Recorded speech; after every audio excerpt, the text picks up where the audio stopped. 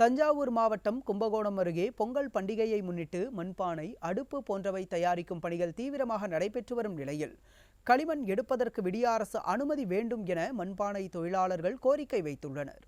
பொங்கல் பண்டிகைக்கு இன்னும் 2 வாரங்களே உள்ள நிலையில் கும்பகோணம் அருகே உள்ள நீலத்தநல்லூரில் மண்பானைகள், அடுப்பு, மண் சட்டிகள் போன்றவை தயாரிக்கும் பணிகள் விறுவிறுப்பாக நடைபெற்று வருகிறது.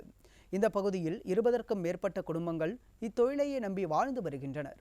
இதிலும் இந்த பொருட்களை தயாரிப்பதற்கு மூலப்பொருளான மண் கிடைப்பதில் பெரும் சவாலாக இருக்கிறது என தொழிலாளர்கள் தெரிவிக்கின்றனர்.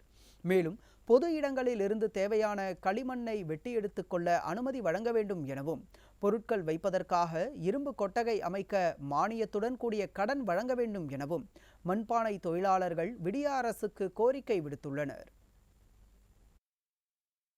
இதுக்கு மூலப்பொருள் சேகரிக்க முடியல, சேகரித்து பாதுகாக்க முடியல. பாதுகாத்து வைக்கிறதுக்கான இடம் எங்களுக்கு கொட்டகை இல்லை. மெயினாக ஒரு இரும்பு கொட்டகை அமைக்கணும். இரும்பு கொட்டகை அமைக்கணும்னா இதுக்கு இந்த மண், மணல், செத்தை இதெல்லாம் இப்போ பாதுகாக்கிறதுக்கே சரியான இடம் இல்லை.